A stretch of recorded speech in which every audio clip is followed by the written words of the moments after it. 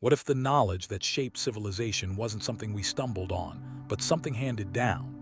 Imagine this.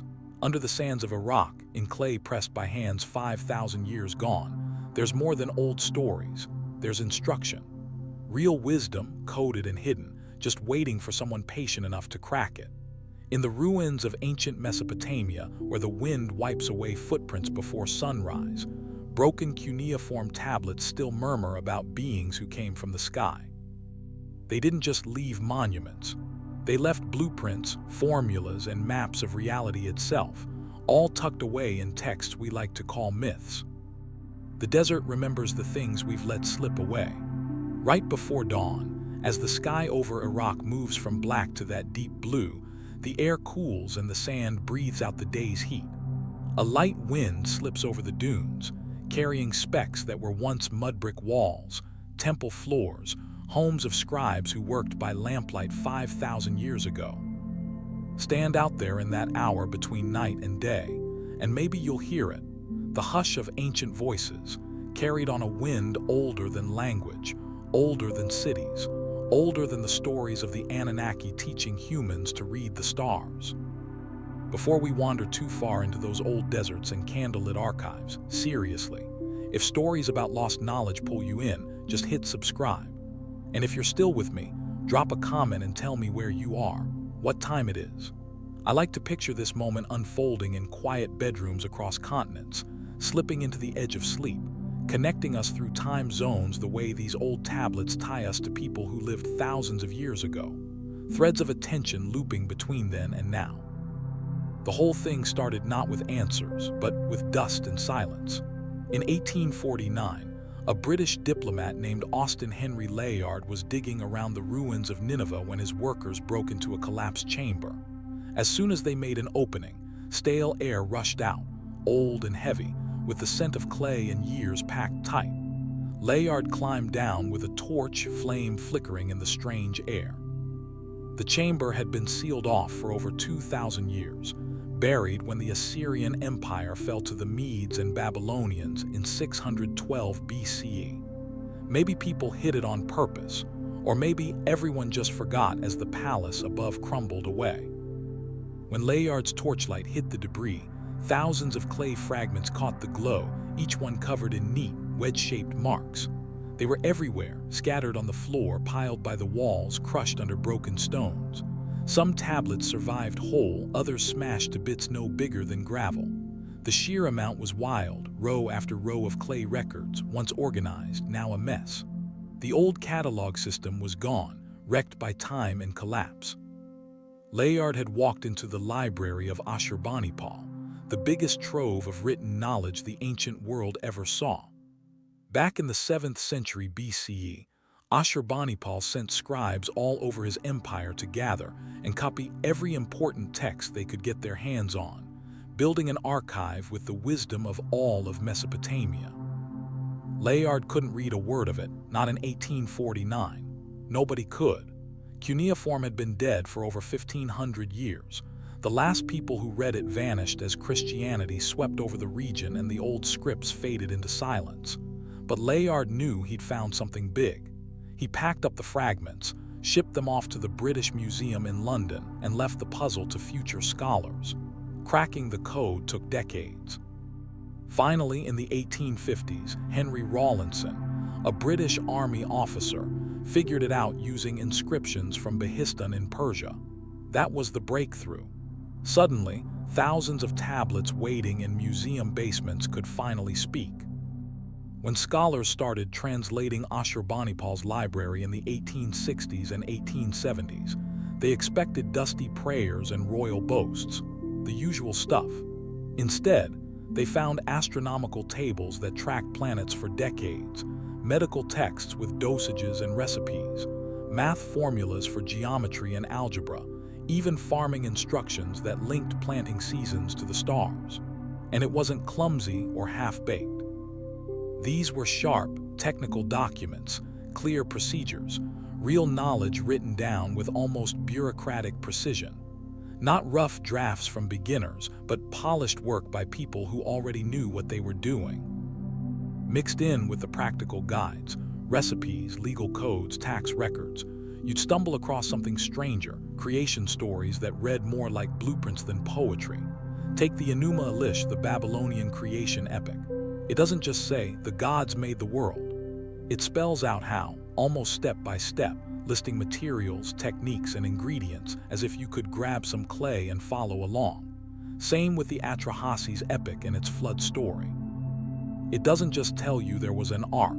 It hands you the specs, measurements, construction tips, a shopping list for materials. It's like they wanted you to build the thing, not just retell the tale. And running through all these old texts, again and again, you see the Anunnaki. Not distant, vague gods floating above it all, but something else entirely. The tablets talk about them as if they were real people. Administrators, engineers, teachers walking around, mingling with early humans, teaching them how to build, farm, and organize society. They sound like the first city planners. One fragment stands out, a little tablet smaller than your hand, tucked away in the British Museum, known as K3657. It's damaged, bits flaked off, lines missing, and scholars have spent more than 100 years trying to fill in the blanks. But what's left is oddly specific, almost unsettling. It talks about the Anunnaki coming from the heavens, but not as all-powerful beings sitting on thrones. The language feels strangely down to earth. The text lists their jobs, their responsibilities, as if describing coworkers or supervisors, not untouchable deities. There's even this Sumerian phrase, Namluwulu, which means the fashioned ones or the created people. According to the text, humans weren't just zapped into existence or evolved by chance. They were made, crafted intentionally, piece by piece, with ingredients named right there on the tablet. Earth clay mixed with the blood of a god, shaped in some sort of womb, tested over and over until they got it right. It doesn't sound like a miracle, it sounds like a process. Like someone wrote down a recipe for making people, the same way they'd record instructions for making a pot or an alloy.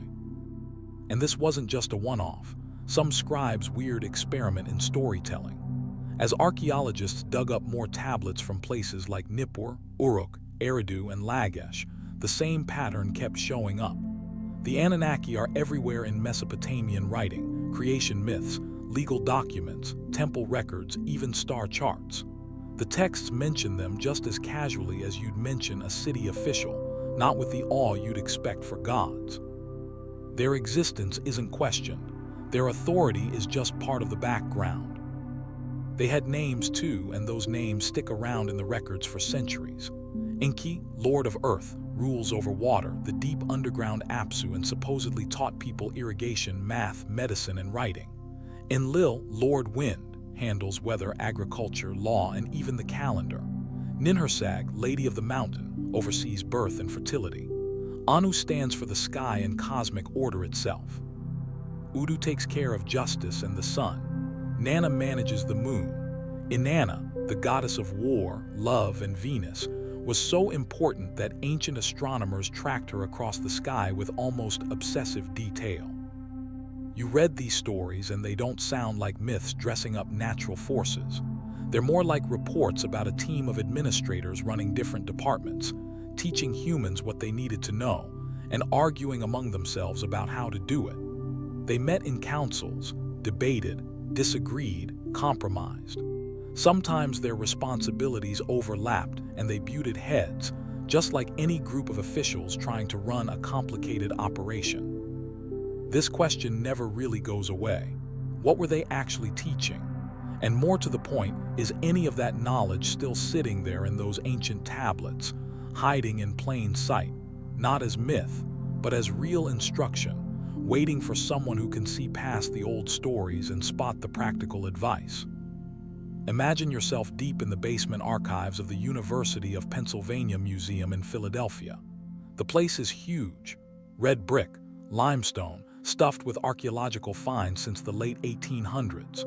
You head down, past the regular basement, into the sub-basements where everything gets weirdly quiet and the air is perfectly controlled. It's cool, always 68 degrees, just a bit dry so the ancient clay doesn't soak up moisture and crack even more. 40% humidity, kept steady by machines humming somewhere behind the walls. The storage feels like a catacomb. Metal shelves stretch out into darkness, way past the reach of the overhead lights. Every shelf's lined with acid-free boxes, each one tagged with a code that tracks back through decades of digs. Pen teams worked at Nippur from 1889 to 1900, hauling up more than 30,000 tablets from ruined libraries and temple archives. Now those tablets sit here, wrapped in tissue, each one a tiny piece of knowledge somehow surviving 5,000 years of chaos, wind, war, and people forgetting. If you ever got inside, after months of paperwork, background checks, and endless permissions, if a curator in spotless cotton gloves took you to a certain shelf, pulled out a certain box, you'd feel something shift. The box would feel lighter than you expect. Clay, never that heavy, even after all these years. The curator would unwrap it with careful hands, then offer you the tablet. If you had gloves, if you promised to hold it from underneath and never squeeze the edges where the ancient cracks threaten to split.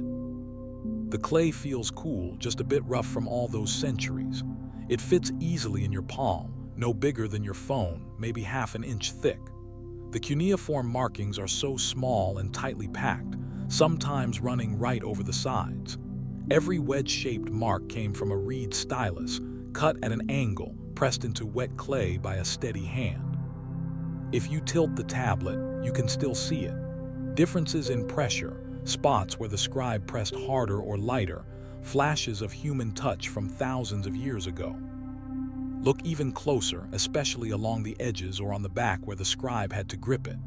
You might spot something that stops you cold: fingerprints. Not yours, not the curator, but the prints of the person who made this tablet, who shaped the clay and set it out to dry, maybe even fired it in a kiln over 4,000 years ago. The ridges and swirls are faint, but they're there, pressed in before the clay hardened. They're like fossils, a real trace of someone who lived before the pyramids, before Greek thinkers, before anything we'd recognize as a country or a religion. That person pressed a thumb right here, turned the clay in their hand, and left a mark that's lasted longer than their city, their language, or their civilization. Just pause on that for a second. That's a physical link across thousands of years. The clay in your hand weighs the same as it did when the scribe first shaped it. The marks haven't changed. This isn't a copy or a photo or a scan. It's the original, pressed by a real hand at a real moment we can actually pinpoint. This tablet was written during the reign of King Shulgi of Ur, around 2050 BCE. We know because it says so right there. Year Shulgi, the king, fashioned the great image of Enlil. 1 year, 1 king, 1 scribe whose name we'll never know but whose fingerprint still presses through the clay, connecting us to them in a way no history book or museum display ever could. Picture that scribe, not some distant idea, but a real person living in ancient Nippur, the beating heart of Sumerian religion, where scribal schools turned out generations of cuneiform writers for over 2,000 years. This scribe spent years inside the Adaba, the tablet house. Day after day, he learned to read and write by copying simple signs, then word lists, then rows of math tables, then finally whole literary texts. Progress came slowly. The curriculum barely changed. Any change, people thought, risked corrupting the wisdom handed down from the ancestors. The teachers didn't see themselves as creators of new knowledge. They thought of themselves as keepers of a chain, passing down what the gods, the Anunnaki, first revealed to humans through Nisaba, goddess of scribes and grain. The scribes who made these tablets didn't act like authors in the modern sense. They didn't put their names on texts or claim any creative rights. They saw themselves as copyists, caretakers, faithful transmitters of knowledge already ancient when they started. Their job wasn't to improve or reinvent. It was to preserve. They believed the knowledge they copied came from a time so old that only the gods remembered it, a gift from divine teachers that had to be protected, not altered. There's this old training tablet from Nippur, about 1800 BCE, where a phrase shows up that you find again and again across thousands of years, scratched into stone, pressed into clay, or tucked away in a colophon at the end of a long text. From distant days, the scribal art has been practiced. The words of the ancestors must be preserved, not altered, not improved, but copied with exactness so the knowledge does not fade. Not invented, preserved. That difference matters. It means Sumerians and all the Mesopotamian cultures that followed didn't see themselves as originators, not really. They weren't inventing writing, math, or astronomy out of thin air. They thought of themselves more like relay runners, carrying forward ancient knowledge, guarding it for future generations. To them, this knowledge had come from the Anunnaki, beings who understood more than humans ever could. Their instructions were sacred, and if lost, could never be recreated. This mindset of preservation shaped everything about Mesopotamian intellectual life. In the tablet houses, accuracy was everything. Students learned to copy not just the words, but the look and feel of a text, the layout, the line breaks, even the spaces between signs. Get it wrong, and you failed at your sacred duty. When a scribe finished copying, he'd add a colophon, a note nomming himself, pointing to the older tablet he'd used, mentioning any damage or gaps, and asking the gods to forgive any mistakes that slipped through. These colophons show just how much they cared about provenance, about tracing the chain of copying back through the centuries. You might find a tablet from 650 BCE that says it was copied from a tablet written in 1400 BCE, which was copied from one from 2100 BCE, which itself claimed to draw from ancient writings from before the time of memory. The scribes wanted to reach back to the very source, to the moment the Anunnaki first taught humans how to write. But honestly, here's the amazing part. The knowledge in those tablets works. The formulas add up. The star charts are right. The medical recipes can actually heal. Whether it came from gods or slow human discovery, the stuff encoded in cuneiform is the real deal, practical, reliable, true. The Mesopotamians did what they set out to do.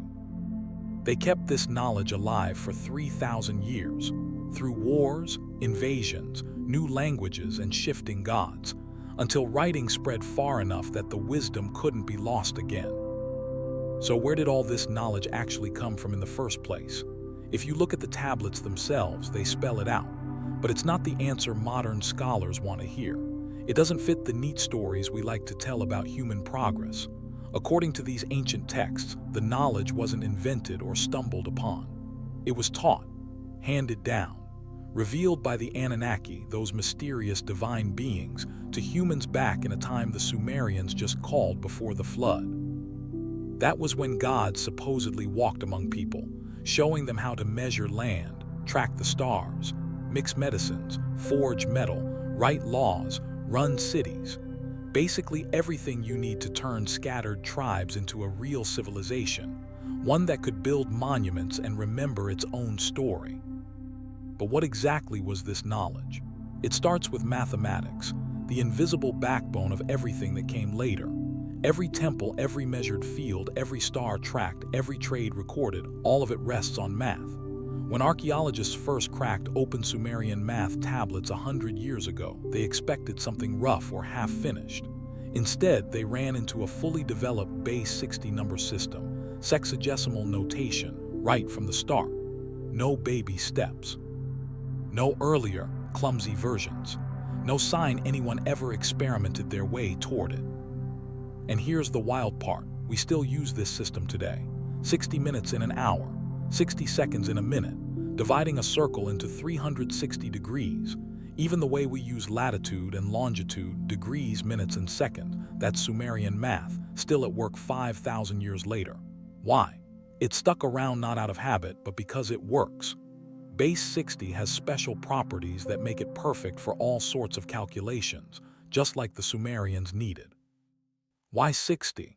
Why not 10, since we have 10 fingers and use base 10 for almost everything else? Because 60 is just plain better for dividing things up. It splits neatly by 1, 2, 3, 4, 5, 6, 10, 12, 15, 20, and 30. That means calculations and fractions are easier. And geometry gets a lot simpler. If you're figuring out how to split fields or track planets, You want a system that makes fractions painless. Base 60 does that beautifully, but realizing how useful that takes some serious abstract thinking, number theory, really, the kind of leap you'd expect after centuries of mathematical trial and error. But the Sumerians had base 60 from the very beginning. The oldest tablets we have, from around 3200 BCE in Uruk, already use sexagesimal notation for complicated math. There's no evidence of them working with base 10 first, or fumbling their way towards 60. The system just shows up, fully formed. They're using it for everything from storing grain to laying out temples, as if this was always the way to do things, something every educated person just knew. The Sumerians themselves never claimed to have invented this knowledge. Their hymns say it was revealed, not discovered. Nisaba, their goddess of scribes and numbers, is said to have revealed the tablet of lapis lazuli. That phrase comes up over and over. Lapis lazuli was this deep blue stone, rare and precious, a symbol for the heavens and eternal truth. So when they talk about the tablet of lapis lazuli, they mean perfect knowledge, something set in stone, unchanging, straight from the divine. When Nisaba reveals it, she's not helping anyone invent. She's handing over truths that were always there, just waiting for someone to receive them. You don't usually see a culture talk about its own math like this. The Greeks, for example, saw math as something you discover, Pythagoras and Euclid digging up eternal truths with reason and geometry. In China, mathematicians talked about building up techniques through careful observation and calculation. Indian scholars described slowly refining their work over generations. But the Sumerians, they always said math was given to them, taught or revealed by Nisaba, one of the Anunnaki, who supposedly came down from heaven and handed humanity the basics of civilization. Take YBC 7289, a small clay tablet sitting at Yale. It's only about 3 inches square, but what's on it is wild. There's a simple diagram, a square with its diagonals, along with cuneiform numbers. Those numbers, they give a base 60 approximation of the square root of 2, which is the ratio of a square's side to its diagonal. In our decimal system, it's 1.414213, accurate to 6 decimal places. Pause on that for a second. The square root of 2 isn't a nice, neat number. It goes on forever without repeating, totally irrational. Modern calculators spit out 1.41421356 and just keep going. Yet the scribe who made this tablet nailed it to 1.414213, 6 decimal places. Western mathematicians wouldn't get that precise until the Renaissance, more than 3,000 years later. How did the Sumerians pull this off? The tablet doesn't say. It just presents the answer, almost like everyone already knew how to get it, like this kind of precision was just standard, everyday stuff for a well-trained scribe. The point of the tablet wasn't to teach you how to get the number. It was a reference, a quick lookup, probably for students or builders who needed the ratio for real work, measuring diagonals, laying out roof lines, getting those 45-degree angles just right. The curriculum already assumed you knew how to calculate this stuff. Nobody bothered to explain or justify it. It was basic, baked in. Where did that curriculum even come from? According to the Sumerians, Nisaba brought it down. Modern historians talk about slow development, but honestly, there's no clear evidence of those early steps in the archaeological record. It just appears fully formed. Then there's Plimpton 322, another clay tablet from Old Babylonian times, around 1800 BCE, but based on even older Sumerian sources. The tablet's battered, half of it's missing, but what survives is staggering. 4 columns, 15 rows, just lists of numbers that confused scholars for years. They looked random, like they didn't connect. Then, in the 1940s, mathematicians at Brown University cracked it. They were Pythagorean triples, sets of 3 whole numbers that fit the equation a 2 plus b2 equals c2. We call it the Pythagorean theorem, and credit Pythagoras, who lived 1,000 years after this tablet was made. But Plimpton 322 doesn't treat the theorem as news. It just uses it, like a tool everyone already understands, for things like surveying, figuring out land areas, or designing buildings. And these aren't the obvious triples you might stumble on, like 345. Some are huge, like 49601648086161, or more obscure sets like 657297, the kind of numbers you only get if you know the right method, some kind of algorithm for generating all possible solutions in a range. The Sumerians had those algorithms. They used them for engineering, surveying, even astronomy. But again, no records show where the methods came from, who first figured them out, or how. The knowledge was just there, passed down in training, and always, in the end, credited to Nisaba's gift. American mathematicians at Harvard, Yale, Columbia, and the University of Chicago keep running into something odd on these ancient tablets. Over and over, they see advanced math techniques pop up. No explanation, just there, fully formed. Some tablets show square roots calculated with iterative methods that match what we use today. Others lay out exponential growth, geometric progressions, and compound interest problems that only make sense if you're already thinking in terms of logarithms. There's one standout tablet that tackles a brick problem. How many bricks do you need to build a wall of certain dimensions? It works through volume, leaves space for mortar, makes adjustments for reinforcement, and lands on a total that modern architects say is spot on. They're not estimating. They're exact, using geometric formulas that honestly shouldn't show up for another 2,000 years. And yet, for the Sumerians, it was just daily business. You see the same pattern everywhere you look in their math: number theory, geometry, algebra, even early forms of trigonometry. It all shows up fully developed in the oldest texts we have. The Sumerians didn't claim this knowledge for themselves. They said it came from the gods, and their scribes copied these texts for centuries, not because they were proud, but because they believed they were protecting something sacred. For them, every calculation remembered the divine. Every geometric proof was a thread back to the wisdom of the gods. Each tablet was more than a record. It was a piece of the knowledge that held civilization together. So where did they get all this? The tablets actually answer that, but we tend to brush it off as myth. The Sumerians wrote about the Me, divine principles the Anunnaki supposedly handed down. Mathematics wasn't just a tool. It was one of the cosmic codes built into reality itself. According to their texts, these Me weren't inventions. They existed before humans, baked into the world, waiting to be revealed. The Anunnaki just showed people how to use them so society could run according to the universe's rules, not just human whim. If the Me were real, if this was actual knowledge passed down and not just metaphor, then these tablets aren't the story of human discovery. They're records of instruction, formulas handed over, not figured out. The Sumerians kept them because they worked. They trusted the source completely. Losing that knowledge would mean losing the ability to measure the world, to sync life with the cosmos, to keep civilization going as the gods intended. And honestly, the math was just the beginning.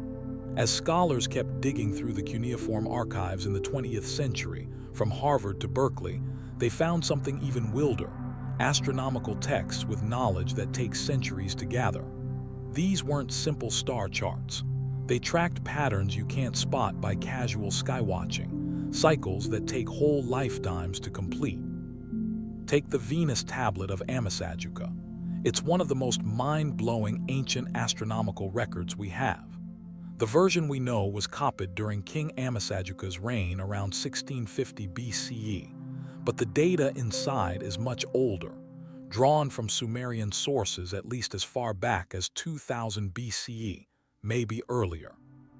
The text tracks Venus over 21 years, with daily detail that's hard to believe unless you have telescopes, precise clocks, and a system for passing observations down over generations.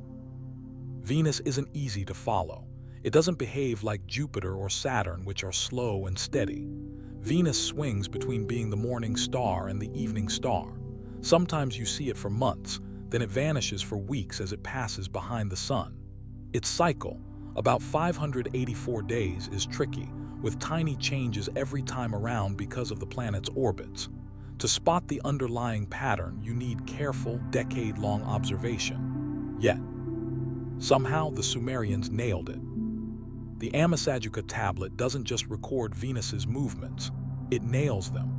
It lists the exact dates Venus pops up on the eastern horizon before sunrise, and when it fades away on the western horizon after sunset. It logs how long Venus disappears, tracks the gaps between appearances, and even notes how these intervals change from one cycle to the next. Fast forward to now, astronomers at NASA, using all their computer power, have checked these ancient dates and found they line up perfectly. The old observers didn't just get close, they got it right, dead on. But here's the weird part. Pulling off this level of precision should have been impossible in Bronze Age Mesopotamia. To keep records like this, you'd need a whole system, people watching the sky every single night, writing things down even when clouds got in the way, marking missed nights, keeping those records safe for decades. You'd need everyone to agree on how to measure time when a day actually starts, how to count the days between sightings.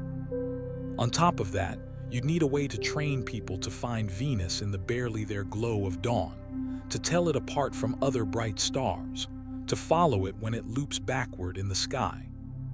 And yet, as soon as we see the oldest astronomical texts, all this is already in place.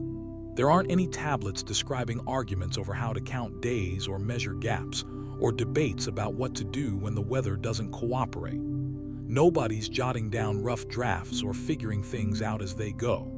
The methods are standardized, taught in temple schools, passed down through generations. Scribes copied old observations, added new ones, and built an archive stretching so far back it slips into legend. Back to when, according to the texts, the Anunnaki walked the earth and taught humans how to read the sky. The Ammisajuka tablet doesn't brag about a new discovery. It doesn't give credit to the king's own astronomers. Instead, it says it's copying the old observations of Anu and Enlil, the chief Anunnaki themselves. The scribes didn't claim to see Venus with their own eyes. They were keeping a tradition alive. They watched the sky not just to measure time, but to read the gods' intentions, to see how the heavens and earth mirrored each other, to predict what might happen on the ground by tracking patterns above. But here's the real question. If their Venus data is this spot-on, what else did they know about the universe that we're missing? Look at the Mulapin tablets. They're from around 1000 BCE, but they draw on much older sources, maybe 1,000 years before. These texts lay out over 60 constellations, track the paths of the planets through the zodiac, tell you how to figure out the length of daylight by watching the stars, and even sync up solar and lunar cycles with the rhythm of farming. They don't just talk about stars in a general way. They pinpoint the heliacal risings, the instant a star reappears on the eastern horizon before dawn after being hidden by the sun's glare. Farmers used these risings as a calendar. Sirius rising before dawn, that's when the summer heat starts. The Pleiades showing up at sunrise, time to plant for autumn. Orion's belt at midnight, winter solstice. This system worked because these rising stars actually match up with the changing seasons, with Earth's orbit around the sun, something the Sumerians shouldn't have known if they thought the sun revolved around us. And yet somehow, their sky-watching got it right. The tablets don't just dabble in stargazing. They nail celestial mechanics with real working accuracy. They chart retrograde motion, that strange loop planets seem to make in the sky when Earth swings past them, making them double back against the backdrop of stars. They calculate synodic periods, the time it takes for a planet like Jupiter, Saturn, or Mars to return to the same spot in the sky as seen from Earth. They know the zodiac inside out, seeing it as a belt of 12 constellations carved into neat 30-degree slices of the sky, a system that lets them pinpoint where any planet sits at any moment. This isn't amateur night. This is serious institutional astronomy, the kind you usually only get after centuries of keeping records, passing knowledge down through generations, with teams of professionals sticking to strict methods. Political chaos, wars, dynasties rising and falling, Any of these could easily disrupt the whole operation. But in Sumer, the Skywatchers just keep going. No gaps, no weird breaks in the data. From the very first tablets, their observations are steady, accurate, almost as if someone had already spent centuries working out the system by the time people started writing anything down. It's like the whole machinery of science was already running smoothly before history officially started. According to the tablets, the Anunnaki were the first astronomers, the original mapmakers of the heavens, the ones who taught people to track the stars. In the Enuma Elish, the creation epic, the god Marduk puts the stars in place after defeating chaos. He set up the constellations, dwelling places for the great gods. He fixed the year and marked its divisions. For the 12 months, he set 3 stars apiece. This isn't just a poetic flourish. It's a blueprint for the zodiac, a system where each of the 12 months is tied to 3 constellations, a way to map time onto the sky and track the shifting seasons by watching the stars. This wasn't just myth. The Sumerians actually used this system. Their calendar, their sky maps, the framework passed down to the Babylonians, then the Greeks, then the Islamic astronomers, and finally to us.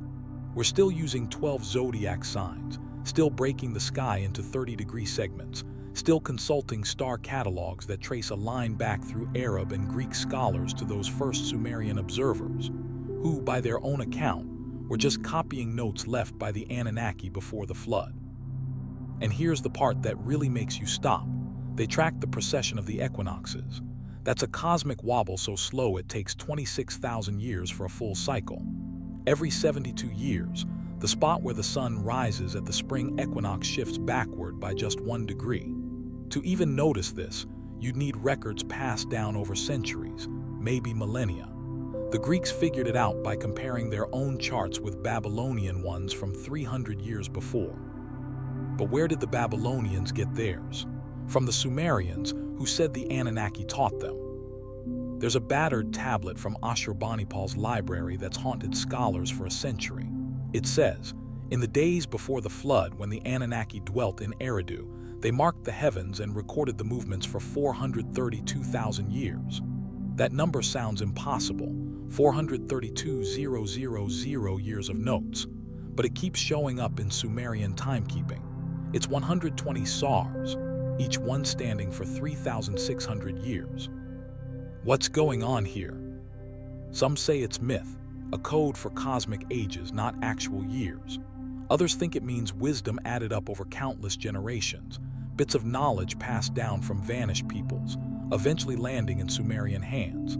Then there's a third idea, one most scholars write off, that maybe someone really did keep watch over the skis for tens of thousands of years, hanging onto the data through disasters and dark ages, so that when the Sumerians found it, their only answer was, the gods must have done this. The Anunnaki, watching the sky since time began. The Venus tablet of Amisajuka is one of those ancient records that just blows your mind. Scribes copied it during the reign of a Babylonian king around 1650 BCE, but the information goes back even further, to much older Sumerian sources. Basically, it tracks Venus for 21 years, day by day, noting exactly when the planet appears and disappears on the horizon, when it vanishes behind the sun, and when it comes back into view. The level of detail is wild. Venus has a tricky cycle, about 584 days before it returns to the same spot relative to Earth and the Sun. To figure that out, you need decades of careful watching, with each generation adding to the notes, building tables for the next stargazers to use. But here's the thing, the tablet doesn't pretend any of this is new. The text says it's copied from the old observations of Anu and Enlil, 2 of the main Anunnaki gods. The scribes aren't bragging about their own discoveries, they're passing down a tradition. According to their stories, the Anunnaki themselves once walked the earth and taught people how to read the sky. Other ancient tablets take this even further.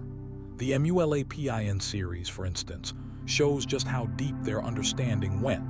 It's dated to about 1000 BCE, but the knowledge inside is at least 1,000 years older.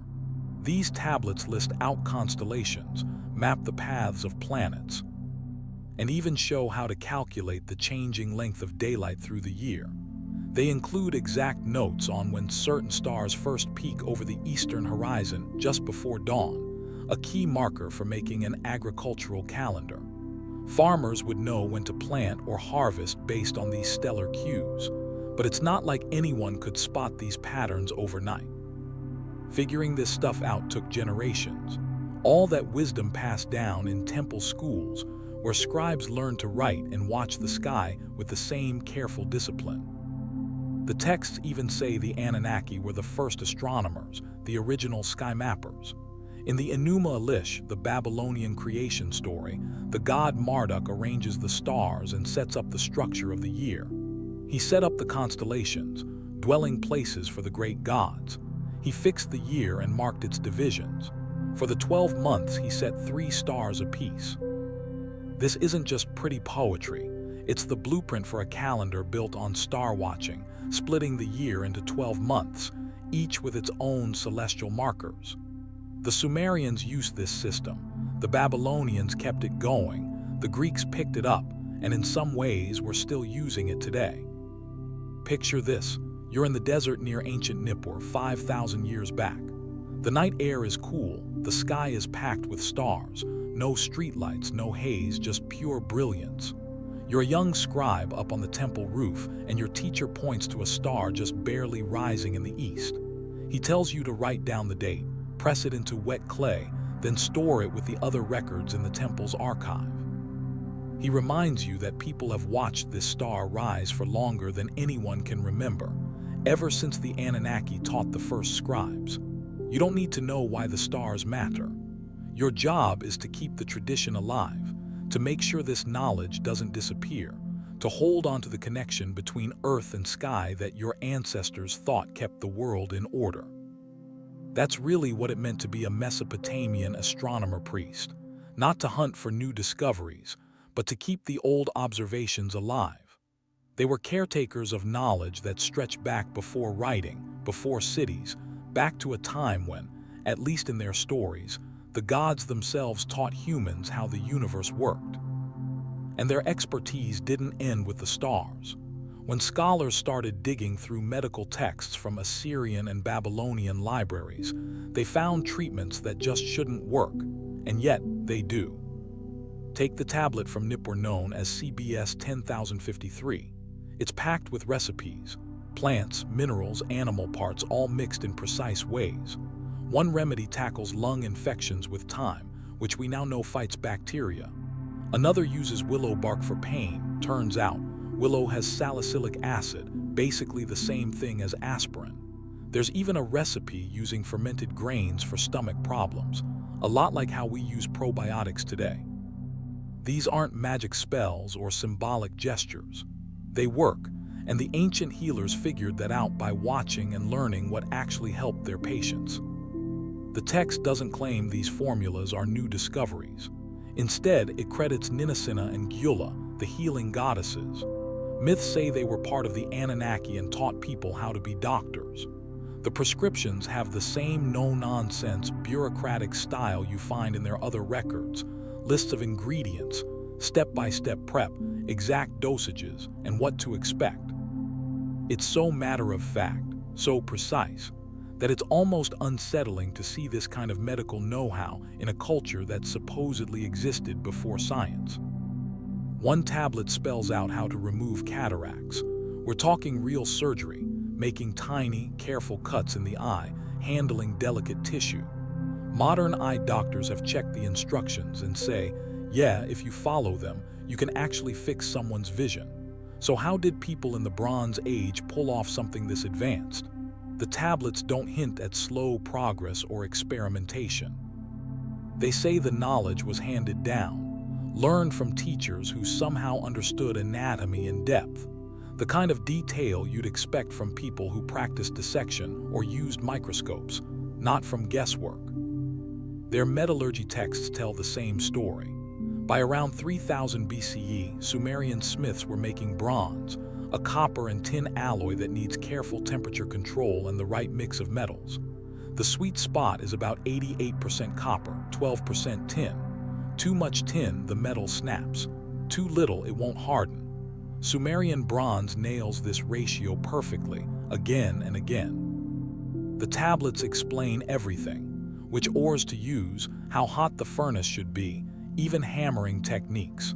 There's a tablet from Ur that lists how to tweak the mix for tools, weapons, and decorations, each formula just a bit different for its purpose.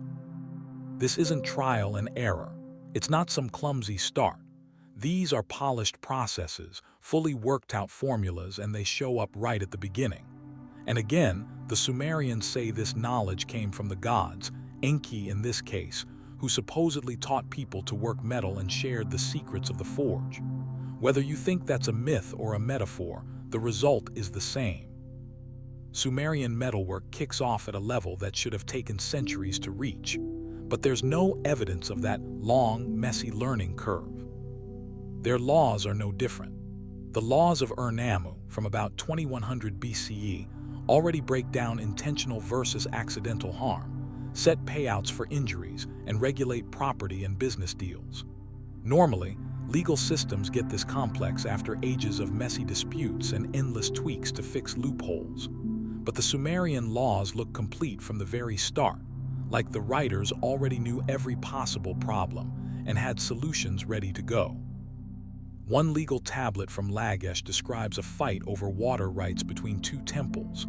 There's testimony, a city assembly, a final ruling. But at the bottom, after the verdict, there's a line you wouldn't expect in a legal document. The Anunnaki, the great gods, have made this decision binding, not as some miracle or divine punishment, but as if the gods are the ultimate source of law, the final authority backing every decision. If the Anunnaki really were teachers, if they handed down knowledge to early Mesopotamians, then it's possible that Sumerian advances in math, astronomy, medicine, metallurgy, and law aren't inventions at all. They're a record of instructions passed down and preserved in clay so the knowledge wouldn't disappear. But this is where things get really weird. Some of the stuff in these tablets goes way past simple how-to guides. Sometimes they describe the world in ways that shouldn't be possible, not without modern tools, not without scientific theories that didn't exist for thousands of years. Think about how the Sumerians pictured the birth of the universe in the Enuma Elish. They imagined everything as a swirling mix of fresh water, called Apsu, and salt water, Tiamat, tangled together in wild chaos. Then comes Marduk, who defeats Tiamat, splits her in two, and uses her body to shape the world, half for the sky, half for the earth. Now, if you look at modern cosmology, scientists talk about a hot, dense plasma at the beginning, cooling down and breaking up into stars, galaxies, planets. Totally different language, but the same idea sneaks through. Everything starts out mixed up, then splits and organizes into the universe we know. The story keeps going. Marduk doesn't just stop at separating sky and earth. He gets to work organizing the stars. The tablets say he sets up the constellations, marks the positions of the gods, divides up the year, and assigns 3 stars to each of the 12 months. That's the zodiac. The sun's path across the sky gets chopped into 12 pieces, each tied to a specific group of stars. The Sumerians weren't just gazing up and making wishes. They built a system, a kind of cosmic map where the changes in the sky match up with the seasons on Earth. Their calendar worked because it lined up with real, observable cycles in the heavens. Here's the part that messes with your head. They mapped all this out without knowing the Earth orbits the sun. They had no telescopes, no modern science. Still, their tablets lay out the basics of celestial mechanics, how to figure out where planets will be, when eclipses will happen, even how to track the slow wobble in Earth's axis, known as precession, which takes nearly 26,000 years to run its course. To spot precession, you need centuries of careful observation, records handed down across countless generations. So how did they do it? How did a civilization from the Bronze Age spot cycles that take tens of thousands of years? The tablets themselves have an answer people keep brushing off as fairy tales.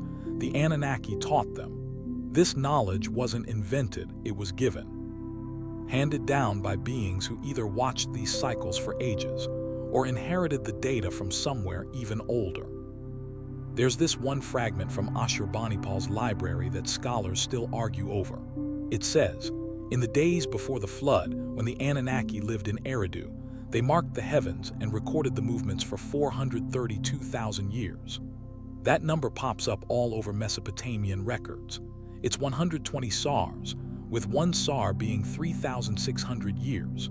The text talks about astronomy being tracked for more than 400,000 years.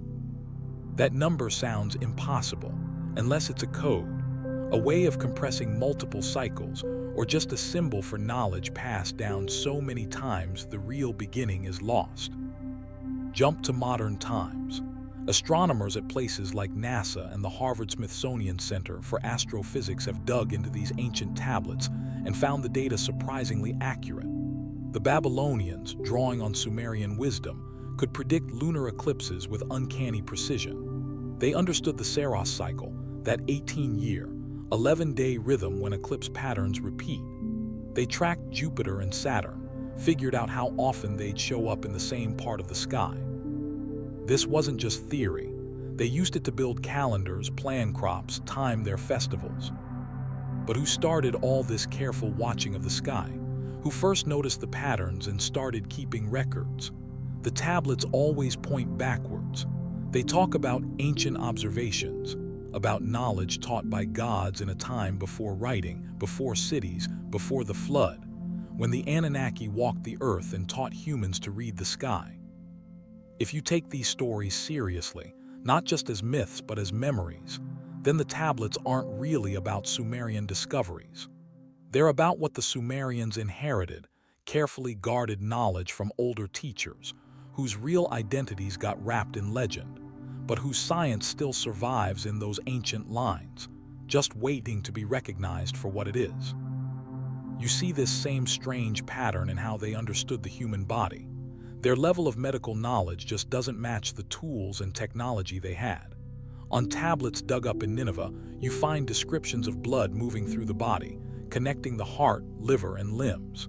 It's the circulatory system, more or less. They talk about vessels that carry blood, a central organ pumping it, and how keeping blood moving is key to staying healthy. It's not a perfect map, but it's close enough that you have to wonder how they figured this out without dissection or formal anatomy lessons. They shouldn't have known these things, but there it is, written down. And then there's the brain. Some tablets say the brain is where thought and emotion live. That's not what the Egyptians believed. They put consciousness in the heart. So how did Mesopotamian healers get this idea? According to the texts, the goddess Ninisina revealed the secrets of the body's interior. Maybe that's literal. Maybe it's a way to dress up what they learned through observation. Either way, the result is the same. Medical knowledge that shouldn't really exist in a pre-scientific world but does. One tablet in particular stands out. It talks about how a fetus grows inside the womb, stage by stage, almost exactly the way we understand it now. It covers bones forming, organs developing, the body taking shape over months counted by the moon. They even mention quickening, the moment when the baby first moves. That's something you'd have to watch for, keep records, compare notes. The text doesn't treat this as new.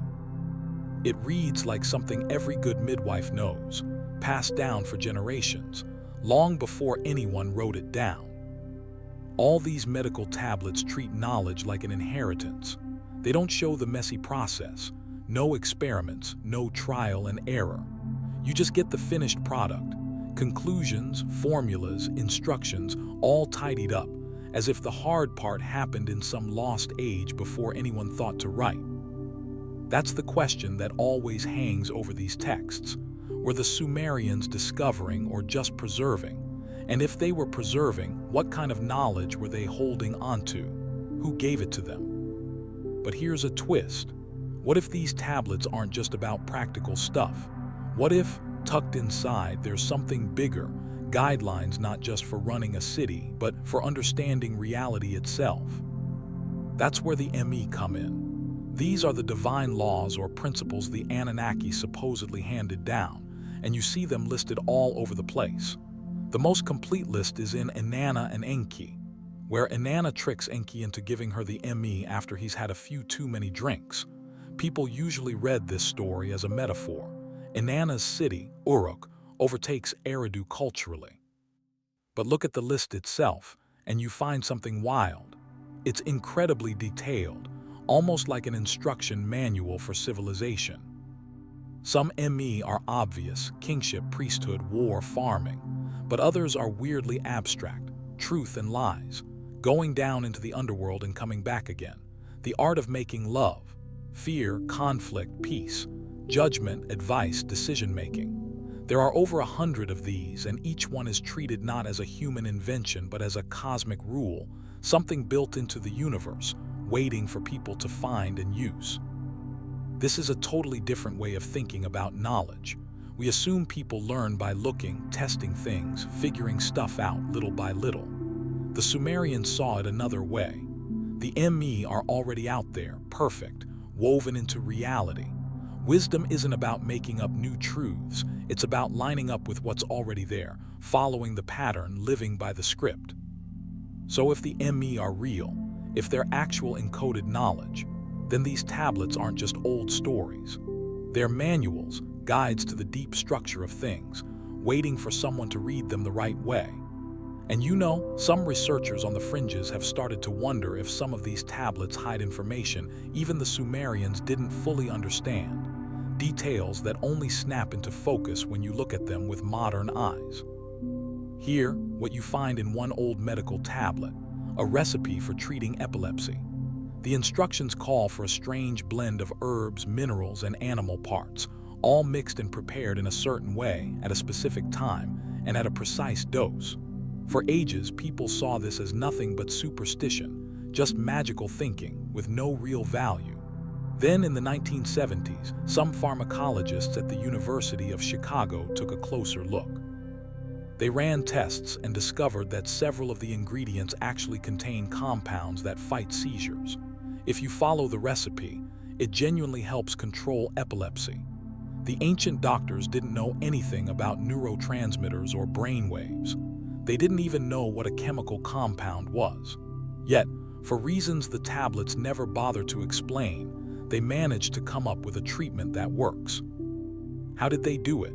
The tablets don't offer much help. They just say Gyula, the healing goddess, revealed the formula. Modern researchers say it must have been trial and error, countless generations tweaking and testing until they landed on something useful. But honestly, the formula is so precise. The amounts, the steps, the timing, it doesn't look random at all. It feels more like someone was teaching, passing down knowledge from a source that actually understood what was going on, even if the people using it didn't. You see the same thing with architecture.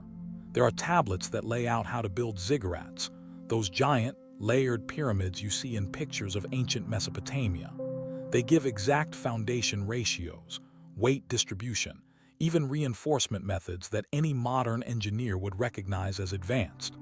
One tablet from lays out the base dimensions using ratios that spread out the weight perfectly, so the whole building doesn't collapse under its own size.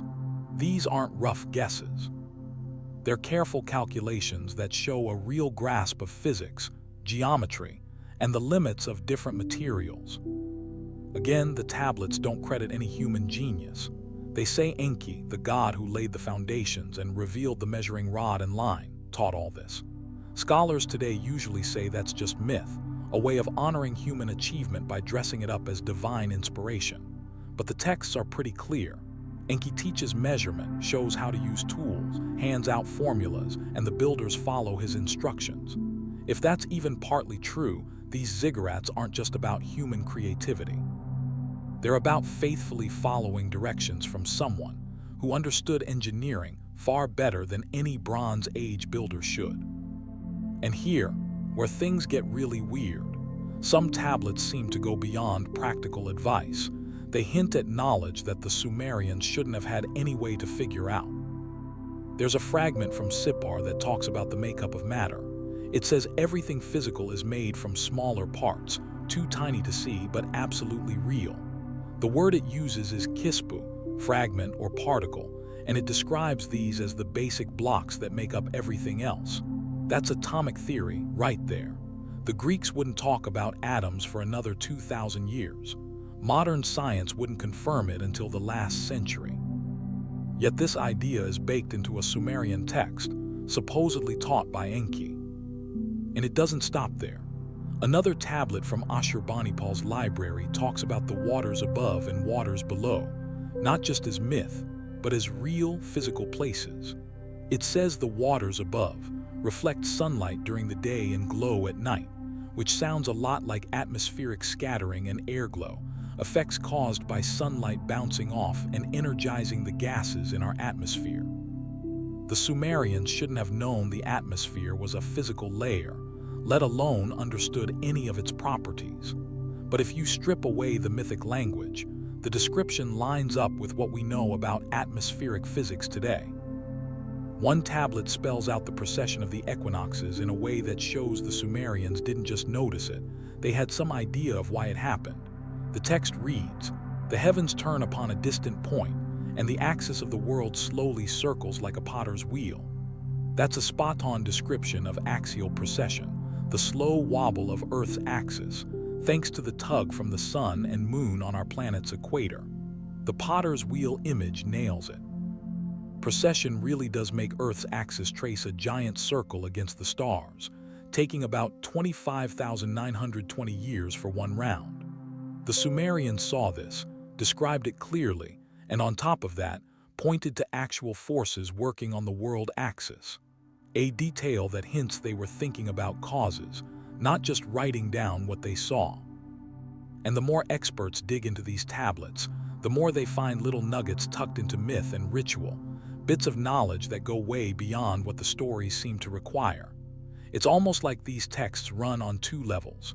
On the surface, you get practical info anyone who can read cuneiform would spot. But beneath that, there's a layer meant for readers who know what to look for, hidden lessons, waiting for someone sharp enough to catch them.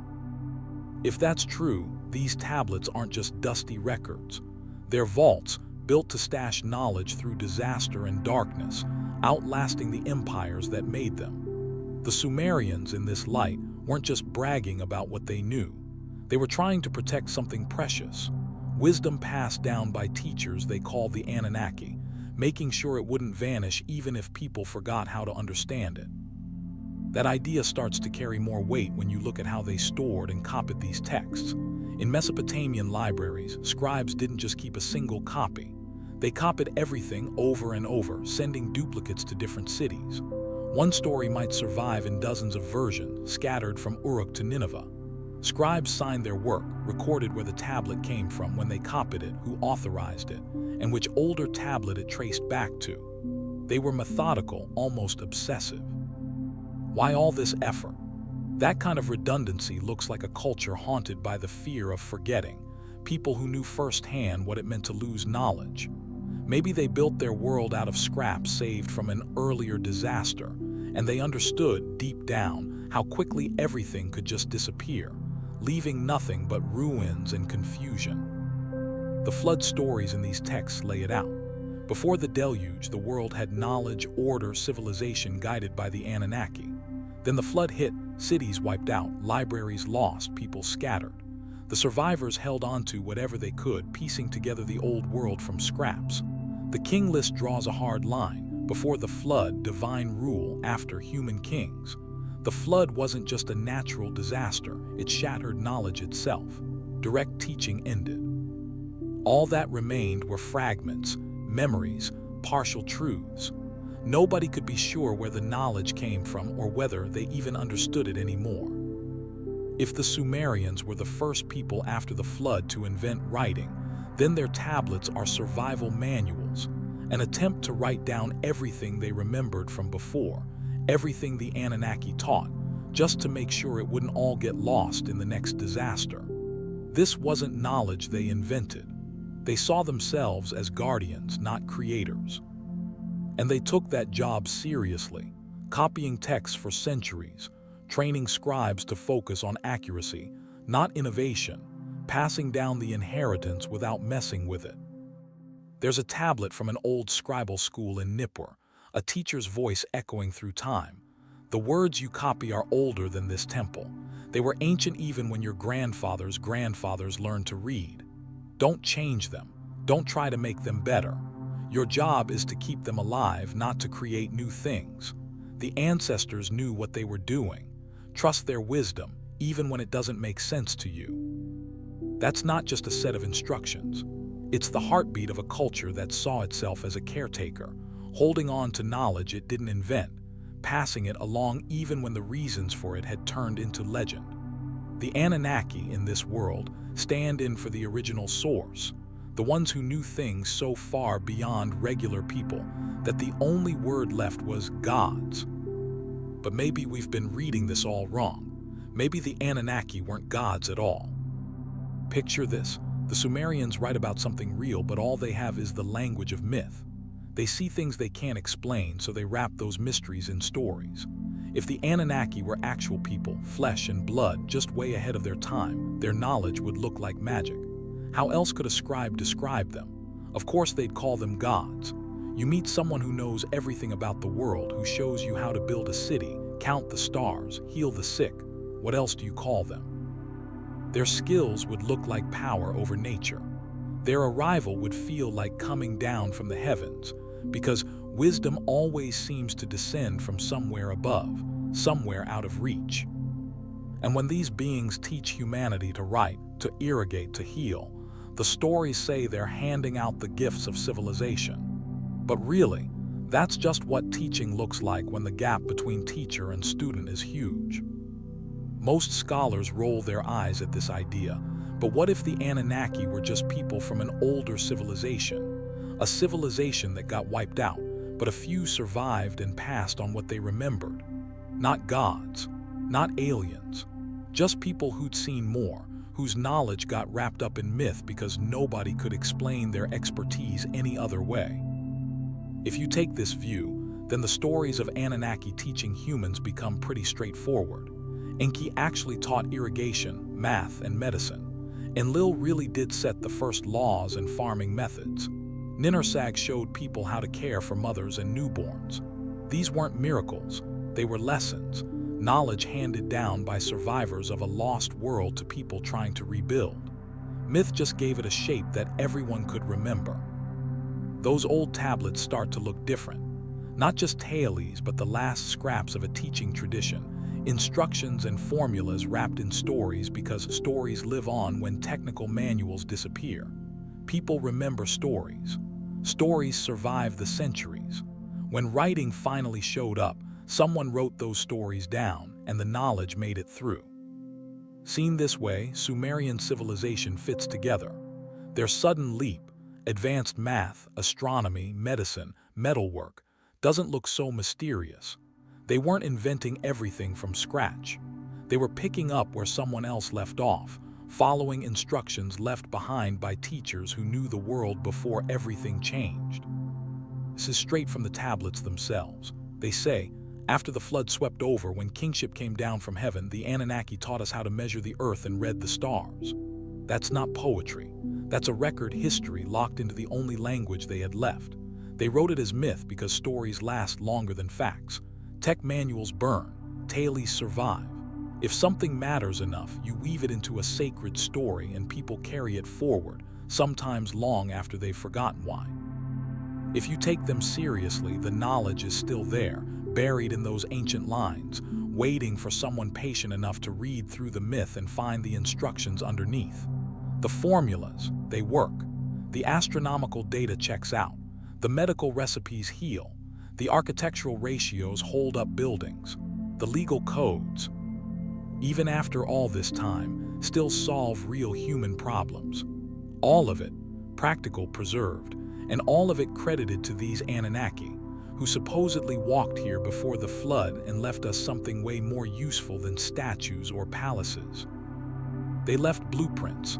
Clay won't burn. Symbols can be read. Stories get retold. That's how knowledge survives, buried deep, safe from fire, flood, or forgetfulness. Even when everyone forgets the names or the reasons, the tablets are still there, waiting under the earth, outlasting even the disasters that wiped everything else away. But here's the thing. Maybe the deepest knowledge they hid wasn't scientific at all. Maybe it was about how reality itself is put together. A map, really. Something the Anunnaki understood and tried to pass down, so thoroughly woven into Sumerian thinking that it shaped their whole world. For the Sumerians, reality had layers like their ziggurats. Heaven at the top and the space of perfect order, earth at the bottom, Kai, the realm of dirt and people. In between, Lil, the air, the place where gods and humans meet. This wasn't just about where things were, it was about what things were. It was their way of explaining how everything fits together. The texts describe the Anunnaki as beings of the Lil, in that middle space. They moved between heaven and earth, understood both the cosmic and the practical. They were the go-betweens, the teachers, the ones who could see how things ought to be and how they actually were, and then help people bridge that gap. This whole worldview shaped the way the Sumerians built their world. Cities mirrored the skies, streets pointed at the stars, temples stood as bridges between earth and heaven, actual houses of heaven and earth. These weren't just pretty buildings. They were built to channel knowledge, to connect realms, to draw something down from the sky and lift people up from the ground. Knowledge flowed from the cosmic, through these intermediaries, into the human world. Look at a ziggurat. Every level stands for a layer of reality, starting in the dirt and rising up to the temple at the very top, the place where, just maybe, heaven touches earth. Climbing it isn't just climbing stairs. It's a journey through existence, up toward understanding, closer to where knowledge began. This isn't just a metaphor. It's architecture as a lesson, a physical map of the cosmos, a way to teach what the tablets wrote down. If the Sumerians learned this, rather than invented it, maybe the Anunnaki really did see reality as something layered and connected, with different rules at each level but bridges between them. That idea shows up way later, in the Kabbalah's Sephirot, in Hindu lokas, in Buddhist planes of consciousness. All of them saying, reality is more than just matter. All of them hinting that knowledge comes from beyond what we can see, that some teachers can cross those boundaries and bring back what they find. The Sumerians called their teachers Anunnaki. They built everything, cities, rituals, even their writing, around what those teachers taught them. They carved the knowledge into clay tablets, shaped it into temples, wove it into ceremonies.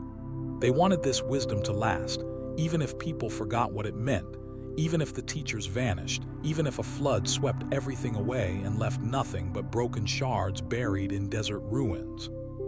Here's the question that sticks in your mind once you start reading these old texts. What if the knowledge isn't just dead history? What if the tablets are still doing their job, waiting for someone who actually understands what's written on them? These days, researchers have started running thousands of cuneiform tablets through computers, looking for patterns, mathematical rules, hidden structures, signals you'd never spot just reading line by line. Turns out, some of what they've found is pretty wild. At the University of Chicago, a team dug into ancient astronomical tablets and noticed something strange. The same observations show up again and again, not just copied, but tweaked and repeated in different formats across multiple tablets, more backups than accuracy alone would ever need.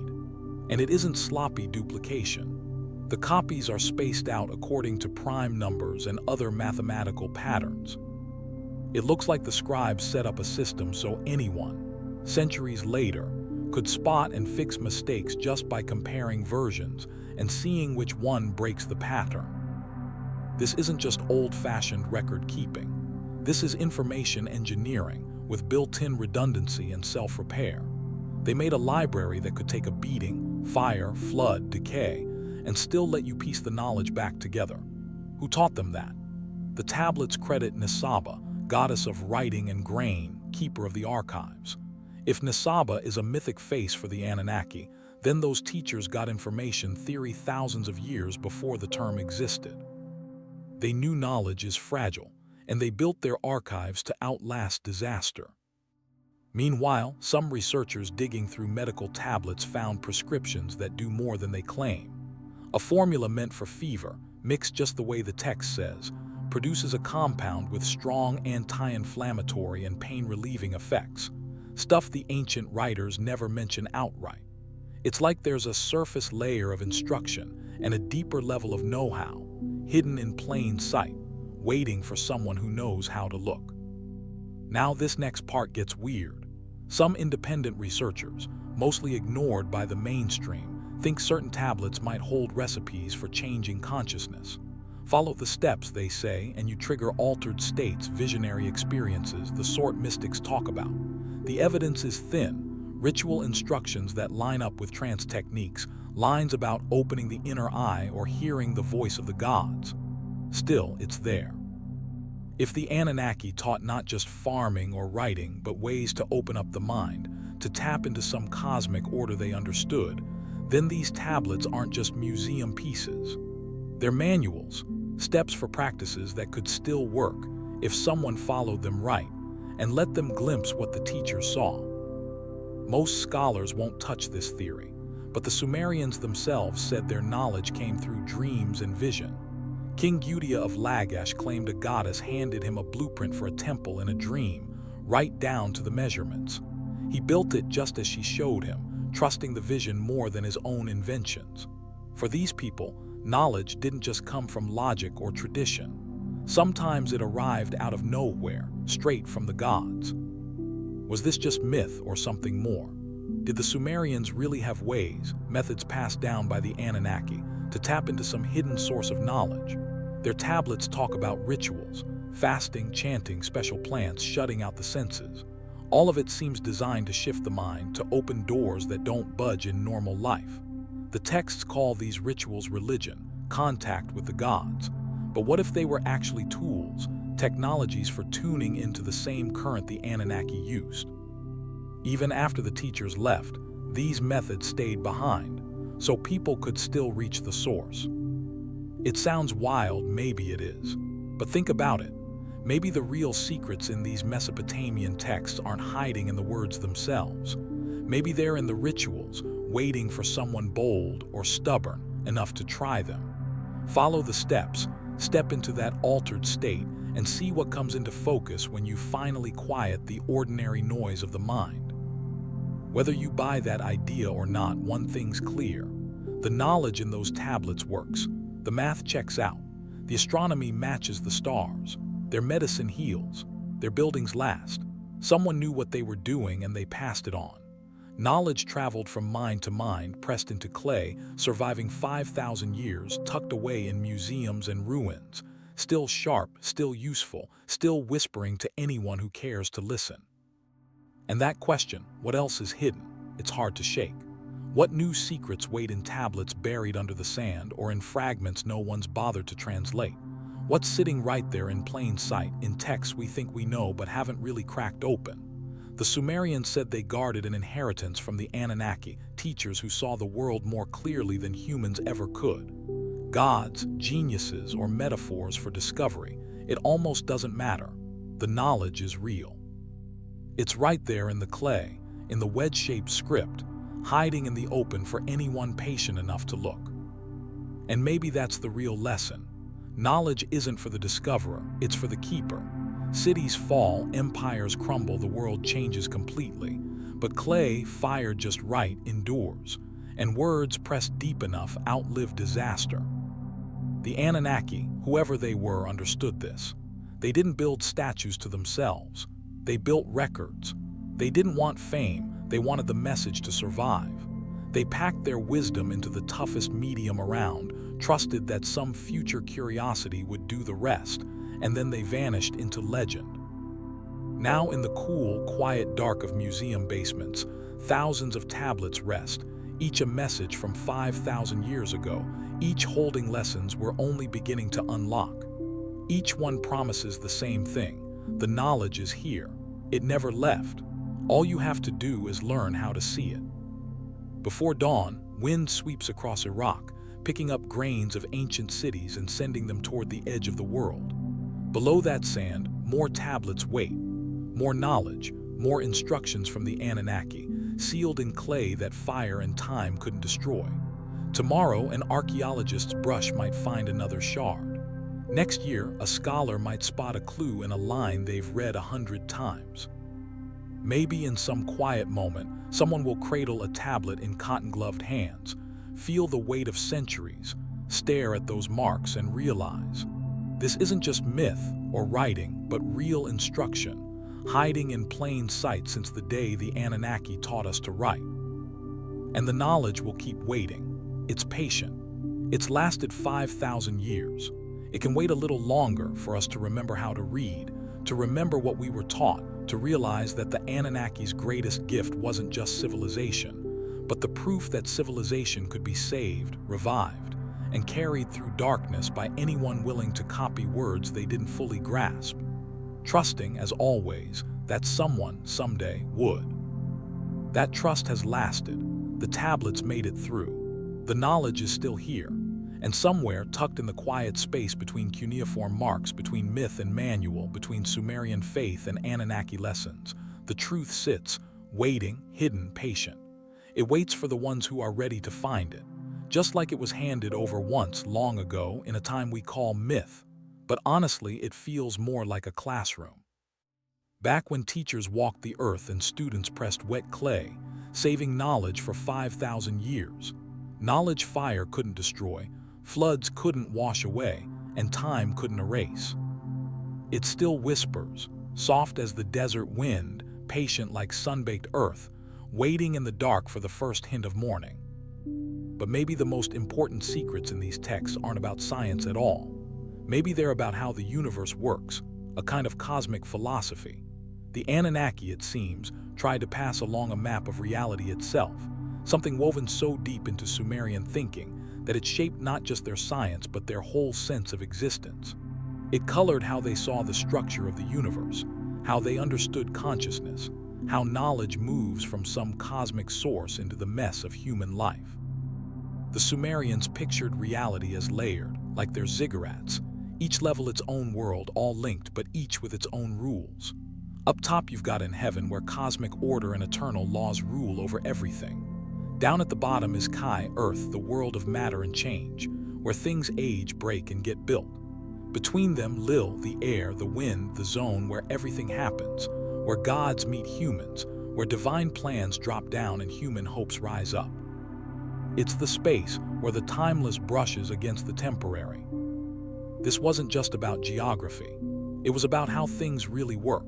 What's out there, how it's stacked, how power and knowledge move between layers. The Anunnaki, if you take the texts at face value, lived in that in-between place, moving back and forth, translating cosmic blueprints into earthly reality. They were go-betweens, teachers, able to see what should be and what actually was, helping people bring their world into sync with the cosmos. This way of seeing things shaped everything for the Sumerians. Every city they built, every rule they made, every ritual they performed came out of this cosmic model. When they laid out a city, the first thing they did was look to the stars, pick the spots, mark the directions, make sure the main temple lined up with something important in the sky. The city itself was a sacred diagram, a teaching tool, a way to show in bricks and streets what the tablets described in words. Ziggurats were the ultimate proof. Each level, that's a layer of existence. Climb from ground floor to the top and you're moving through the worlds, heading for that sacred place where heaven meets earth, where the Anunnaki live and knowledge begins. The ziggurat wasn't just a symbol. The Sumerians thought it actually worked. A real link between cosmic and earthly realms, a way for knowledge to flow down, for messages to travel, for teaching to happen. And what happened at the top mattered. Temple rituals weren't just ceremonies. They were ways to connect with the Lil, to open a channel so knowledge could come through. Priests climbed up, carrying offerings, singing old hymns, making gestures just the way they'd been taught. No ad-libbing allowed or the connection would break. These rituals were tech in their own way. They tuned people's minds so they could pick up transmissions from beyond, tap into the stream of knowledge the Anunnaki brought. Even after the teachers left, those who stayed behind could still reach for what they'd been taught, as long as they remembered how. If the Sumerian cosmology came from the Anunnaki, if they really passed it down instead of just making it up, then these people saw the universe as layered, structured. Different realms, different rules, but all woven together, all accessible if your consciousness could move between them. This whole setup feels a lot like ideas you find later in mystical traditions. Look at the Kabbalists, mapping reality with Sephirot, emanations streaming down from some divine source, through region after region, finally landing in the physical world. Or the Hindus with their stacked lokas, worlds on top of worlds, each with its own rules, each demanding different practices if you want in. Buddhists, too, they talk about consciousness piercing through planes, seeing levels of reality most people can't even imagine. All these traditions say reality isn't just matter. There's more, hidden layers, deeper sources of knowledge, ways to reach past ordinary awareness. And always, somewhere in the mix, a figure who knows how to cross those boundaries. Somebody who can bring understanding from the higher levels down to the physical world. The Sumerians called those figures the Anunnaki. They built their whole civilization around what those teachers brought, carving it into tablets, embedding it in their buildings, weaving it into their rituals. They set it up to last, even if people forgot the meaning, even if the old teachers vanished, even if floods swept everything away and only shards of clay survived, scattered in the sand. But then comes the question that keeps you up at night. Once you really let these texts sink in, once you start to feel how heavy their suggestions are. What if the knowledge isn't dead? What if those tablets aren't just relics in glass cases, but something alive?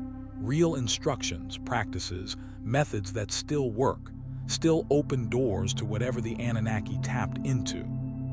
Now, researchers are feeding cuneiform tablets into computers, thousands of them, running algorithms from MIT, Stanford, Carnegie Mellon. They're searching for patterns, hidden codes, relationships you'd never spot just reading by eye. Some of what they've found is honestly bizarre, startling enough that many scholars don't even want to publish it, unsure what to do with results pointing to intentional designs baked right into the archive.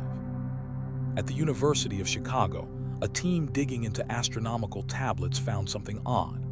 The same observations show up again and again, more times than accuracy would ever need. The numbers repeat in different ways, on tablets from different places and eras, as if the scribes wanted backups, making sure the data would survive no matter what.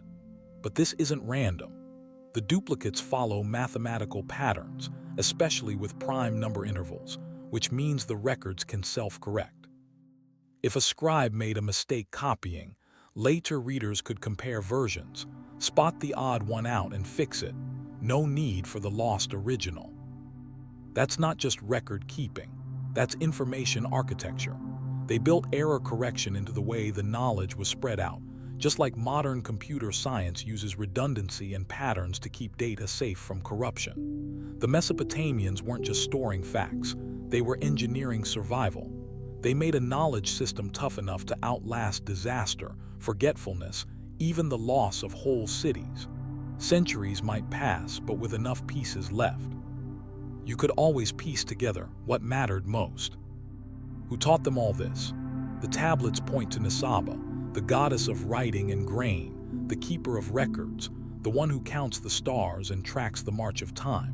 She's part of the Anunnaki, but more than that, she seems to have understood not just what knowledge to keep, but how to keep it safe.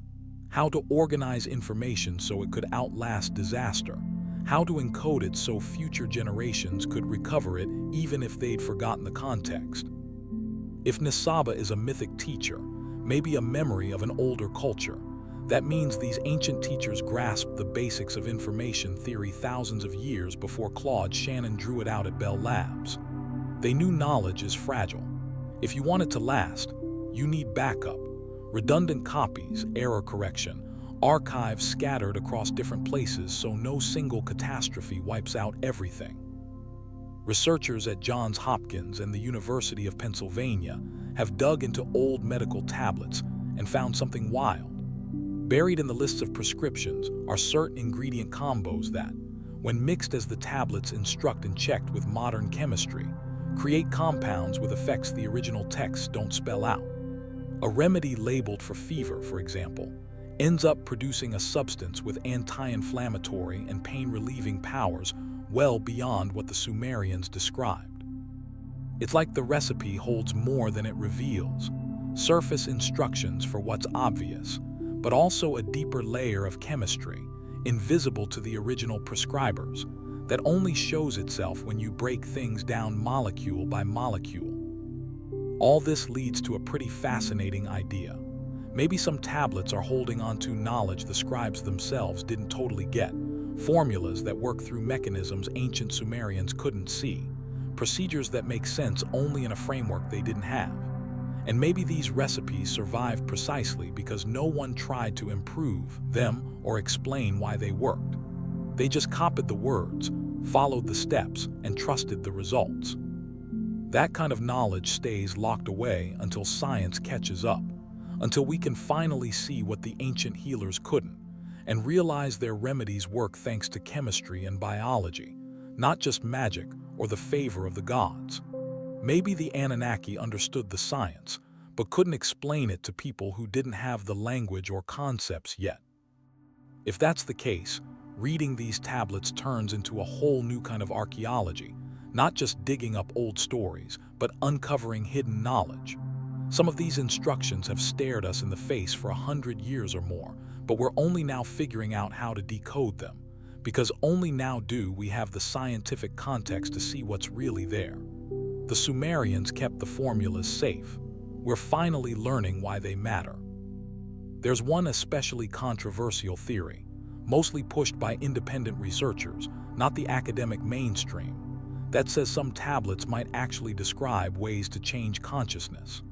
The idea is, if you follow certain instructions, you end up in altered states, visions, shifts in perception, those moments mystics talk about where knowledge just arrives, not through logical reasoning, but as a kind of direct insight.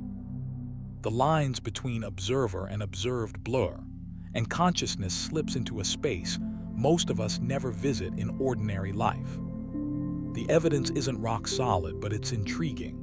There are patterns in ritual texts that line up with known methods for inducing trance. Some descriptions of preparation and practice look a lot like meditation techniques from other cultures. Phrases like opening the inner eye or hearing the voice of the gods might be talking about altered brain states, not just supernatural experiences. Some tablets even list plants we now know are psychoactive, with instructions that would concentrate their effects, and set out dosages and rituals that match shamanic visions. The texts frame all this as religious, communion with the divine. But what if these were actually technologies? Ways to tap into non-ordinary states of mind, to reach knowledge and experience that don't show up in ordinary waking life. If the Anunnaki weren't just teaching practical skills, but actually showing people how to tap into deeper layers of reality, how to connect their minds to the cosmos, how to slip into states where information just pours in from somewhere beyond the senses, then the tablets aren't just dusty old records or science lessons. They're more like manuals, real guides. And if you follow the steps, who's to say they don't still work? Maybe those practices still open the same doors, the same channels of knowledge that the Anunnaki themselves used, from the lill down into a mind that's ready, right into clear understanding. Now this kind of idea makes most scholars uneasy. It drifts way outside the boundaries of what's usually considered serious research. Suddenly you're asking what consciousness really is, whether people can actually perceive things in ways that don't fit our usual senses, whether the mind and reality are more tangled together than anyone wants to admit. It's risky territory. Still, the Sumerians themselves didn't claim to invent their knowledge. They said it came to them through dreams, visions, direct revelations. Not just from careful study, but from sudden, complete insights, whole systems of understanding arriving out of nowhere. Take King Gudea of Lagash. Around 2150 BCE, he said he got the blueprints for a temple in a dream. The goddess Nadaba showed up, holding a lapis lazuli tablet covered in measurements and ratios. He built the temple exactly as she told him, trusting the dream more than his own inventions. And when archaeologists dug up that temple centuries later, they found it was built to precise specs, sound engineering, everything aligned just right. The plans worked. Maybe Gudea really did get them from a vision, or maybe he tapped into some kind of collective memory or deeper reality through an altered state. Whatever the case, the result was real, functional architecture. So was all this just myth, or was it method? Did the Sumerians have actual techniques for tuning into information through altered states, methods the Anunnaki taught them, ways to reach beyond normal perception, to download knowledge instead of piecing it together step by step? Their cosmology laid out a structure for moving between realms, for rising through the Lil to the N, and bringing teachings back down to Kai, the world of matter. You see hints of these practices all over the tablets, rituals scattered through the texts, fasting to quiet the body, chanting to shift the mind, eating certain plants to change your brain chemistry, shutting out the senses to block out the noise. These are things people in lots of cultures have used to push themselves into different states, to see things ordinary perception misses. The Sumerians wrapped it in religious ritual, in talk of gods, in ways of bringing the divine into daily life. But maybe they were also describing real technologies, repeatable steps, instructions for using consciousness itself as a tool for discovery. Even after the original teachers left, people could still connect, still receive, still access those cosmic principles, the ME, just by following the right paths. Of course, you can't prove any of this with standard methods. It's speculative, and mainstream research isn't about to sign off on it. But maybe the secrets in the Mesopotamian texts aren't really hidden in the words at all. Maybe they're hidden in the actions the words describe. You want to find out. You have to do what the tablets say, actually practice, perform the rituals, step into those altered states, and see what shows up when you quiet the noise and let your awareness go deeper. The knowledge isn't some code you break with your mind. It's something you unlock by doing, by experiencing, by following the steps and seeing where they lead. Just like the Anunnaki intended, teaching on more than one level at once. No matter how you look at it, one thing stands out. The knowledge on those tablets is real. The math adds up. The astronomy checks out. The medicine works. The buildings still stand. The legal codes actually function. Where did all this come from? Maybe it was divine inspiration, maybe wisdom handed down from earlier generations, or maybe it was just centuries of people figuring things out and telling stories about it. Whatever the source, the knowledge moved, passed from people who understood to people who practiced, pressed into clay, surviving 5,000 years of storms, wars, and forgetfulness. Now it waits in museum basements and dusty dig sites, still working, still teaching, still quietly offering up its lessons to anyone patient enough to listen. And the question that nags at us late at night, when everything else goes quiet, is simple but huge. What else is in there? What's still hidden in unexcavated tablets, in fragments nobody's translated, in texts we've read 100 times but never really understood?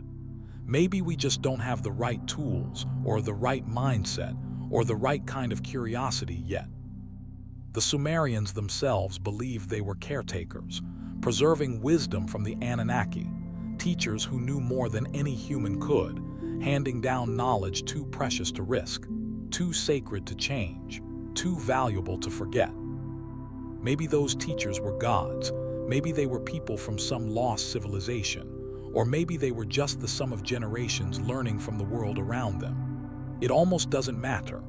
The knowledge is still here, locked in clay that survived fire and time, written in a script that scholars have spent lifetimes trying to read, maybe without ever fully understanding it. These tablets have lasted through dark ages and disasters, outlived empires and forgotten languages, still sitting in storerooms, protected by scribes who saw their job not as inventors, but as guardians and transmitters. Maybe that's the real lesson, the big truth hiding in plain sight. Knowledge isn't about discovery, not really. It's about keeping it alive. It belongs to the people who preserve it, who know that what we understand is just a loan from those who came before. Every generation builds on the work of people whose names are lost, but whose blueprints and rules and stories we still use, even if we've forgotten where they came from or who first dreamed them up. The The Sumerians called their teachers Anunnaki, beings from the heavens who taught humans the skills of civilization. Civilizations rise, fall, and vanish. Empires crumble, cities disappear under sand and water, languages die, religions change, technology moves so fast it's unrecognizable. But clay, when it's fired right, sticks around. And words, when you write them well, survive disaster. The Anunnaki, or whoever they really were, seem to understand this better than anyone. They didn't build monuments to themselves, they built archives. They put their faith in clay tablets, trusting that obsessive scribes would keep them safe. They counted on the idea that even if no one remembered their names, the knowledge would outlast everything else. They put wisdom in clay and let time do the rest. They wrote in symbols and trusted that someone somewhere would read them. They explained things in stories and trusted those stories would get passed on. And they were right. The knowledge lived on. 5,000 years since the supposed age of the Anunnaki ended, the tablets are still here. They're scattered in museums across the world, wrapped in tissue and stored in darkness, studied by patient scholars. Bit by bit, they still reveal their secrets, teaching and guiding, bridging a gap of 5 millennia between ancient teachers and students who weren't even imagined when the clay was fresh. Inside those archives, quiet, cool, and dark, ancient fragments wait. Each tablet feels like a message in a bottle, thrown out into the unknown by people who saw disaster coming or maybe felt it had already arrived. They pressed those cuneiform marks with a sense of urgency, convinced that saving what they knew mattered more than anything else, because once knowledge is lost, it's gone for good. They wrote for us. They believed someone someday would pick up those tablets, crack the script, and see beyond the gods and myths to the practical lessons underneath. They hoped we'd get that this wasn't just old fantasy. It was real advice, proven methods, hard-won wisdom passed along even when they couldn't explain where it came from. The real gift from the Anunnaki isn't math, or medicine, or law. It's the idea that knowledge can outlive its creators, that the right instructions, if carefully preserved and widely shared, can make it through the worst disasters. The Sumerians understood this. They became keepers of memories they could barely grasp, guardians of instructions they followed to the letter. Changing anything felt wrong, like betraying their ancestors or risking the loss of something precious and irreplaceable. And their effort worked. The tablets survived. The knowledge is still here.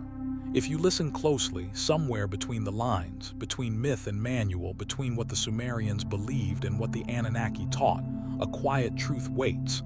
It's been sitting there, patient as old clay, for 5,000 years. Anyone willing to read slowly, to think carefully, can still find it. These ancient words might be the most important ones we have, packed with lessons about how to save, share, and protect what matters most, even when we don't understand all of it. The knowledge endures, always has, pressed into clay by hands that knew the clock was ticking, kept safe across centuries by people who cared more about passing things down than inventing something new, waiting in the dark for someone ready to listen.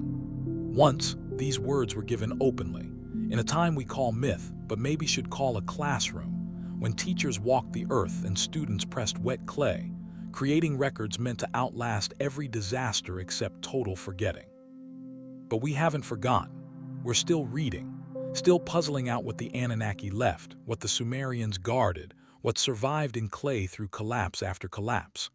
The tablets still whisper, soft as wind on sand, waiting for anyone willing to listen, to sit with these fragments and let old wisdom reveal itself, slow and quiet, one careful moment at a time. Before dawn in Iraq, the desert wind sweeps grains of forgotten cities across the landscape, past the ruins of walls, temples, homes. You can imagine the old scribes, working by lamplight, pressing their lessons into clay that would outlive everything they knew, their world, their language, even their idea of what was real. That clay carried knowledge through every disaster, every dark time, until finally, someone in the future would pick it up and understand. That someone is us. We're the future they wrote for, the readers they trusted.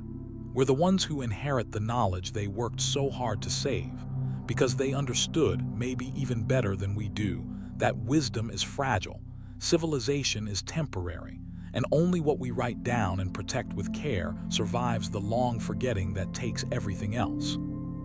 The Anunnaki taught, the Sumerians held on, the tablets made it through. All that knowledge, quiet, patient, pressed into clay, still waits, hidden but right there if you know where to look. Forgotten and remembered, ancient and somehow still alive, it whispers the same lesson, the same bit of wisdom, the same gift that teachers once handed down to students long before anyone wrote things down, back when nobody thought about saving things for the future, before anyone guessed that clay tablets in a dusty basement could outlast whole civilizations. Those tablets speak louder than any monument. They last longer than stone. They outlive memory. This knowledge just waits. It's waited 5,000 years already. It can wait a bit longer, until we remember how to read it right, until we finally get what those ancient teachers meant. Because the Anunnaki's real legacy wasn't just the knowledge itself. It was the idea that knowledge survives its creators. Teaching can outlive the teacher. Wisdom can slip through disaster and keep going, as long as someone cares enough to protect it, to pass it on, even if no one really understands it anymore, even if the people who wrote it down turn into legends, even if all that's left are broken pieces of clay and a faint hope that one day, someone will figure it out, what they meant, what they tried so hard to save. That hope never died. The tablets are still here. The knowledge hasn't gone anywhere. Somewhere in the space between those ancient marks, in the gap between myth and lesson, between what we've forgotten and what we remember, the Anunnaki are still teaching, patient, persistent, waiting for someone curious enough, ready enough to listen, waiting for the moment when we finally see what was handed down, what survived, what's been right in front of us all along. Knowledge pressed into clay, wisdom baked to last, truth hiding in plain sight, waiting in the dark for those who know how to look, waiting in silence for anyone willing to listen, waiting with the stubborn patience of old earth and older words for that moment when understanding finally breaks through. And the knowledge, first given in an age we can barely imagine, moves forward again. Passed on by teachers who understood that the greatest gift is sharing what you know, that the one thing worth protecting is the chance for someone else to learn, that the most precious inheritance is knowledge that endures after its source is gone, waiting, silent, ready to teach again.